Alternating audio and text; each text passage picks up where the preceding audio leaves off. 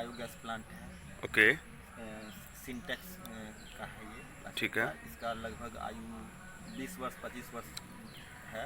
Okay. ये जल्दी खराब नहीं होता है। अच्छा, तो इससे आप क्या मतलब इसकी क्या यूजेज है किसी डेयरी फार्म में? डेयरी फार्म में इसका बहुत सारा यूज़ है। पहला तो जैसे कि गाय का गोबर आता है तो इसमें आप डाल देते हैं। ठीक है। ये घोल बना के हाँ। डाल दिए। ये डालने के बाद ये अंदर जाता है। इसमें मैथेन गैस तैयार होता है, CH4। अच्छा।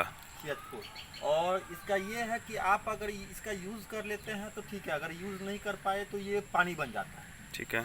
खत्म हो गया। ठीक है। इससे ये 2 घन मीटर का है। इससे 10 आदमी का खाना सुबह, 10 आदमी का खाना शाम आप बना सकते इस तरह से आप बिजली भी बचा सकते हैं हैं। या बिजली गैस भी बचा सकते हैं। बिल्कुल गैस बच जाता है एकदम से। यही फायदा है। ये पाइप गया हुआ पौधे में आगे, इसमें लाल लाल फूल फलता निकलता अच्छा। है। एक ब्लॉसम ट्री की तरह जो हाँ, होता है बिल्कुल। विदेशों में देखा जाता है अक्सर कि ब्लॉसम ट्री वगैरह होते हैं। हाँ, ये सारे महोगनी के पौधा हो गया। एमसुल महोगनी, ये जो आप देख रहे हैं ये 4 साल का पौधा है। ये सब जितनी सारी आप देख रहे हैं ये सब, ये 6 साल का पौधा है। इसका ग्रोथ देख लीजिए, इसकी हाइट देख लीजिए। इसकी सबसे बड़ी खासियत ये है कि ये 30 फीट तक बिल्कुल स्ट्रेट जाता है। अच्छा। लंबा 30 फीट तक इसमें कोई शाखा नहीं आया। 30 फीट के बाद ही देख आप सामने है, आप देख सकते हैं ये 30 फीट तक ऊपर तक जाएगा और 30 फीट के बाद ही इसमें शाखा निकलेगा। और ये बहुत मजबूत लकड़ी होता है, ठीक है। बहुत मजबूत। ठीक है। ये एमसोल महोगनी, और इसका फर्नीचर में यूज आता है। बहुत सौफियाना लकड़ी, बहुत कीमती। गाय सबको धोने के लिए, पानी पिलाने के लिए छोटा सा मोटर लगा हुआ है। ये सारे बिजली से चलते हैं। और आगे ये है,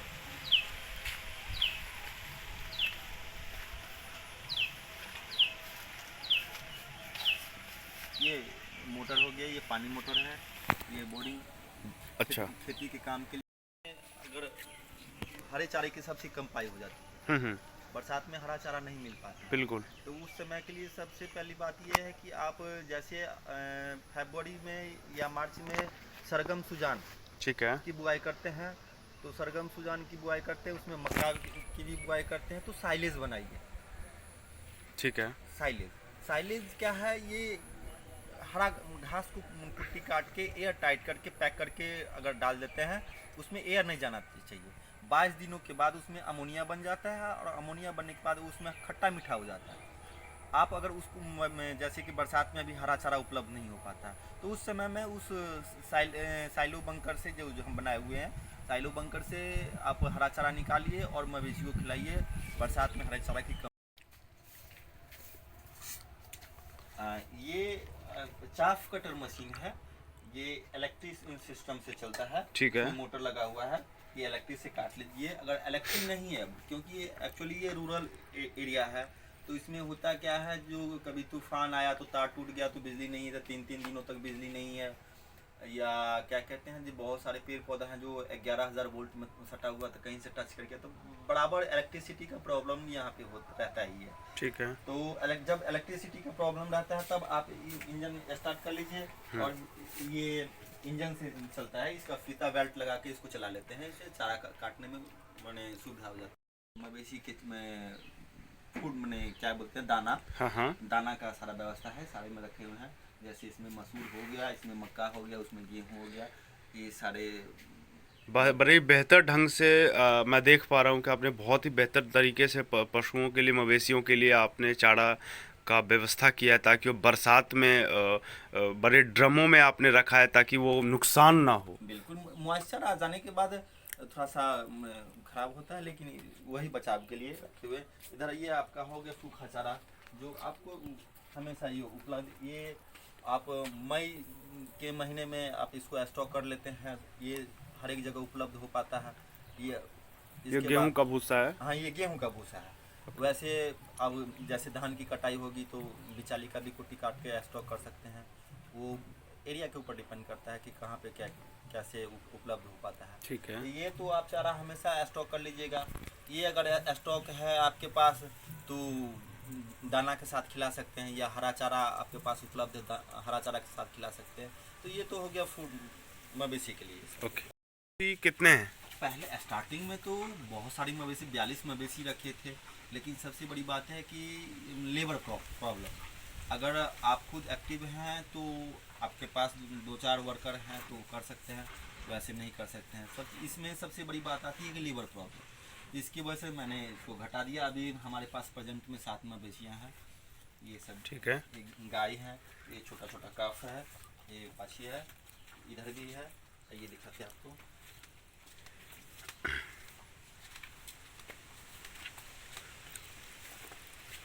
मैं देख पा रहा हूँ सारे यहाँ पे गाय गाय ही रखे हुए हैं आपने इस तरफ से। एक भैंस का बच्चा भी है। अच्छा अच्छा। हाँ, एक्चुअली होता क्या है, जो गाय एक ब्यान में लगभग 3000 से 3500 2500 से ऊपर ही दूध देती है ठीक है। एक ब्यान में। और एक साल में एक पशु को एक बच्चा दे देना है, ठीक है। 12 महीने में। होता क्या है, जो मवेशी बच्चा दी, अगर वो बच्चा देने के बाद अगर 2 महीने के बाद 45 दिनों के बाद अगर वो सीमेन एब्जॉर्ब कर लेती है, ये पाल खा, जिसको देहाती भाषा में पाल खाना कहते हैं, पाल खा लेती है, तो वो फिर 9 महीने के बाद बच्चा दे दी। यानी कि 2 महीने मैंने ऐसे रही और 9 महीने के बाद वो बच्चा दी, 11 महीने, यानी 1 साल में उसने एक बच्चा दे दिया। ठीक है, उसको आदर्श ब्यान कहते हैं। ठीक है। वो 1 साल में बच्चा दे दिया। उससे ये होगा कि पशु जो है, गाय जो दुधारू मवेशी है, ये सब गाय है, ज़्यादा दिन तक भी सूखी नहीं रहती, इसको दूध छोड़ना पड़ता है। ठीक है। तो ड्राई मौसम में बहुत कम दिनों तक रहता है, जिससे ड्राई मौसम में खिलाने का खर्च आता है, तो वो नुकसान किसान को कम हो जाता है एकदम से।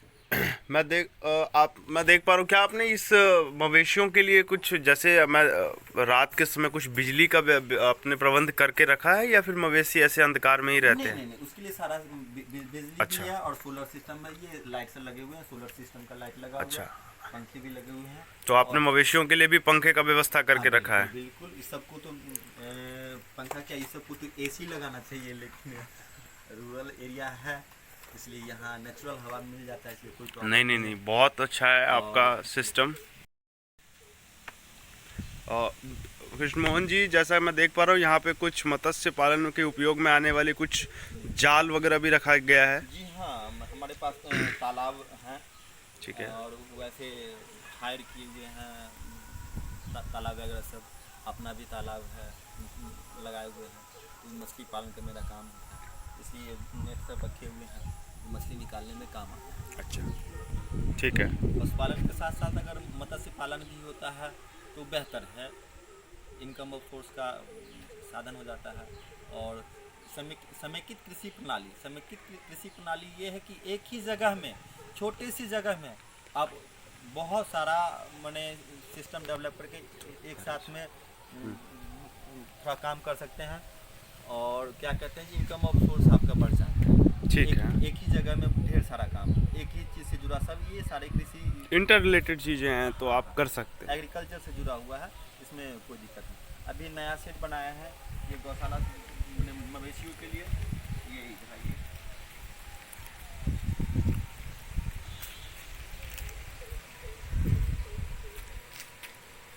ये इधर छोटे बच्चे के लिए बनाए हुए हैं, जो इधर छोटे बच्चे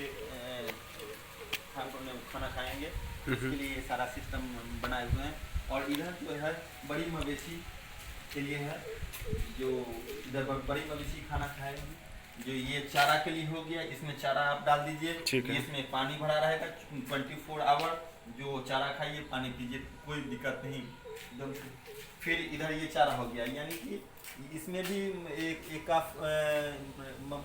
एनिमल जो है वो खा लेगी, ये पानी पी लेगी, उसमें भी वो खाएगी, इसमें पानी पिएगी, ये दो के बीच में एक पानी का हो गया। अच्छा। फिर ये हो गया चारा के लिए, ठीक फिर है। ये हो गया पानी के लिए, ये हो गया चारा के लिए। तो मतलब एक एक गैप करके आप पानी दे रहे हैं? हाँ, इन दोनों के लिए इसमें ये पानी हो गया 24 स्वच्छ पानी। 24 तो इस पशु गौशाला का निर्माण आपने देख पा रहा हूँ जैसे नवनिर्मित ही लग रहा है, तो क्या इसका निर्माण आपने अभी जस्ट ही किया है या मतलब? हाँ, अभी कुछ दिनों पहले मैंने किया है। जैसे इधर ये साइलेज बनाए हुए हैं, साइलो बंकर, जिसमें हरा चारा काट के इसमें पैक करके पॉलीथीन से पैक करके इसमें डाल देते हैं। जो बरसात के मौसम में अभी हरा चारा की कमी हो गई तो निकाल के उसमें से खिलाते हैं। बहुत बढ़िया। थोड़े दिन पहले ही इसका निर्माण किए हैं, ये हो गया। इधर शौचालय कर दिए हैं, ये सारे हैं। कृष्णमोहन जी, इस डेयरी में आप कुछ अपने प्रॉफिट और लॉस के बारे में बता सकते हैं? बिल्कुल बता सकते हैं सर। देखिए, इसमें जो आप अगर पशुपालन कर रहे हैं, जो दुधारू मवेशी है, उस पशुपालन को करने में प्रॉफिट एंड लॉस जो है, जो no profit and no loss में हो गया। लेकिन आप बोलिए कि no profit and no loss है, तो फिर इसमें प्रॉफिट कहाँ है? पूछ सकते हैं। प्रॉफिट यहाँ पे है कि जो ये दूध देती है, वो उसके दाना, मेंटेनेंस, सूखा चारा, हरा चारा, लेबर कॉस्ट, ये सब पे खत्म हो गया। बेनिफिट इसका जो बच्चा तैयार होगा उसके साथ, वो आपका बेनिफिट है।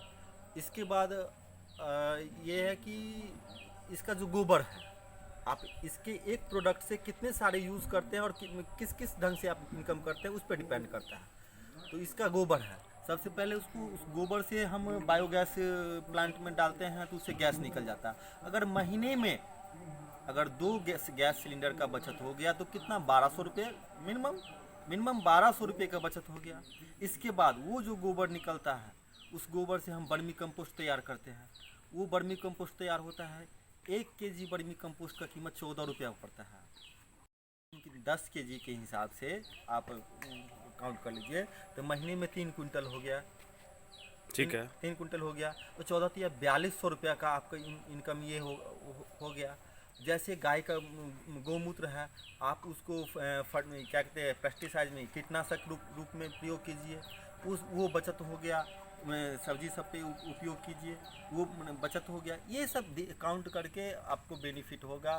जैसे कंपोस्ट तैयार करते खेतों में डालिए, उससे उत्पादन लीजिए, आपको उसमें फर्टिलाइज़र का जो बचत हो गया, ये सब थोड़ा थोड़ा चारों साइड से हो करके आता है, तो जाके आपको बेनिफिट होता है। और स्टार्टिंग में आप अगर गौशाला 5 मवेशी से चालू करते हैं, तो स्टार्टिंग में आपको 2 साल तक जो है सो कड़ी मेहनत करनी पड़ती है। बहुत रख रखाव, बहुत ध्यान से, बहुत एक एक छोटे छोटे पहलू को ध्यान में रखे हुए चलना पड़ता है। तब तक, हाँ, तीसरे साल में जब आप पहुंचते हैं तो बेनिफिट आपको नज़र आना स्टार्ट हो जाता है, क्योंकि इसमें खरीद के आपको अब ऐड करना नहीं होता है। आप प्रत्येक साल इसमें से अब निकाल सकते हैं, इनकम वो होगा। बहुत बहुत धन्यवाद आपका। ये मौसमी का पौधा है, जिसको हम लोग जूस पीते हैं, मौसमी का जूस पीते हैं, उसका ये पौधा है। और अपने मिट्टी पे, यहाँ पे इन्वायरमेंट पे ये बहुत अच्छा डेवलप करता है, ग्रोथ है। इसका फल का भी साइज़ भी है, इसका रस भी जो है वो मीठा है। ये सब अपनी मिट्टी पे ये सक्सेस है। अगर इसकी खेती करते हैं, अगर 100 पौधा लगाते हैं, तो ये इनकम सोर्स का साधन बन सकता है। अच्छा, थैंक यू। पुनः से एक बार आपको धन्यवाद करना चाहेंगे कि आपने अपना इतने बिजी शेड्यूल से आपने कुछ समय हमें दिया। बहुत बहुत धन्यवाद, और आपका हम आभारी रहेंगे, और लोग आपकी इस वीडियो को पसंद करेंगे। आप व्यूअर्स को कुछ कहना चाहते हैं, इस वीडियो को देखें, और कुछ आप अपने शब्दों से यदि व्यूअर को कुछ कहें इस वीडियो के बारे में, आप 2 शब्द। बिल्कुल हम कहेंगे दोस्तों, आप अगर ये मेरा वीडियो देख रहे हैं तो इसको शेयर और लाइक ज़रूर करें। और दूसरी बात ये है कि अगर आप पशुपालन के क्षेत्र में आना चाहते हैं, तो एक ही बार में ज़्यादा मवेशी से शुरुआत ना करें, छोटे पर्पस से स्टार्ट करें, एक से शुरुआत करें, और धीरे धीरे धीरे धीरे उसी को बढ़ाते हुए आप आगे बढ़ेंगे तो अच्छा रहेगा। आपको अनुभव भी होगा, इसका फ़ायदा भी आपको पहुँचेगा, और बेहतर कर पाएंगे। क्योंकि मैं स्टार्टिंग में 2010 में ढेर सारी मवेशी, 42 मवेशी से शुरुआत किया था। और सबसे बड़ी बात है कि लेबर प्रॉब्लम, मैं स्टार्टिंग में ही बता चुका हूँ कि लेबर प्रॉब्लम के कारण थोड़ा सा मैं क्लब कर गया, मैं बहुत नुकसान में चला गया। उस नुकसान का भरपाई करते करते लंबा समय लगा। लेकिन दोस्तों, आप लोगों की उम्मीद और आप लोगों के हौसले के कारण आज मैं फिर से पुनः मैं इस क्षेत्र में फिर बढ़ पाया हूँ, और आगे मैं आप लोगों के सहयोग से आशा करता हूँ कि मैं और बेहतर कर पाऊँगा, और नेक्स्ट वीडियो में आपको कुछ और बेहतर दिखाऊंगा। ये मेरा वादा है तुमसे। धन्यवाद, धन्यवाद।